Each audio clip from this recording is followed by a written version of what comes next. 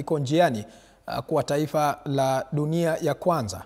Akieleza mpango mkubwa wa kuibadilisha nchi kupitia kuidhinishwa kwa hazina ya kitaifa wa miundombinu, maono ya rais yanajumuisha ukusanyaji wa hadi shilingi trilioni 5 kufadhili miradi mikubwa ya miundombinu na viwanda. Hata hivyo, kama anavyotuarifu mwanahabari wetu Mike Agongo, ni kwamba licha ya uzito wa maono hayo, wakosoaji wanaibua maswali iwapo Kenya, taifa linalokabiliwa na changamoto kubwa za kijamii na kiuchumi, iko tayari kwa hatua hiyo kubwa.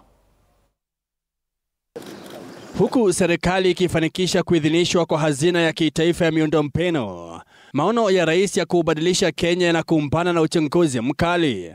Ingawa lengo linaeleweka wazi, njia ya kulifikia bado ina maswali si haba. Huku wakosoaji wakionyesha pengo linaloongezeka kati ya matarajio ya taifa na hali halisi. Akizungumza Jumapili katika kaunti ya Kiambu, Rais William Ruto alitangaza kuwa safari ya kuibadilisha Kenya kutoka taifa la dunia ya 3 hadi dunia ya kwanza ingeanza rasmi hii leo Jumatatu kupitia kuidhinishwa kwa hazina ya kitaifa ya miundombinu. Hazina inayolenga kufadhili miradi mikubwa itakayochochea ukuaji wa uchumi na kuboresha maisha ya Wakenya. Hazina hii inalenga kukusanya shilingi trilioni 5 kufadhili miradi muhimu ya miundombinu na viwanda. Pendekezo hilo sasa limeidhinishwa rasmi na baraza la mawaziri.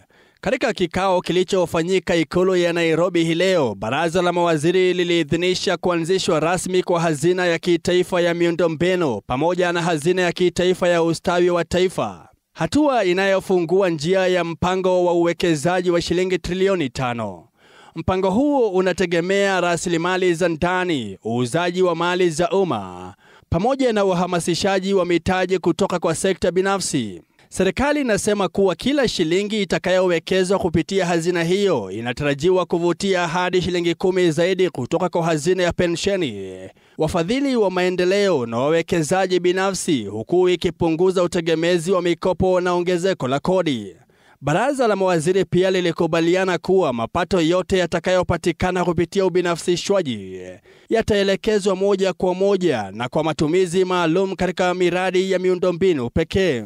Hii mpango yote mimi nawasihi na waomba, wakati niliwaeleza tutajenga manyumba, tutajenga masoko, tutajenga hostels, wengine hawakuamini.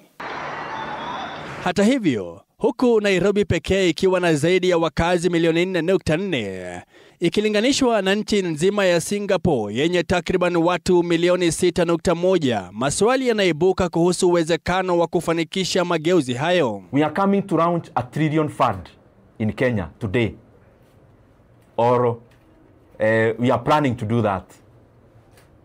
Can the government first face Kenyans and explain one sequentially from number 1?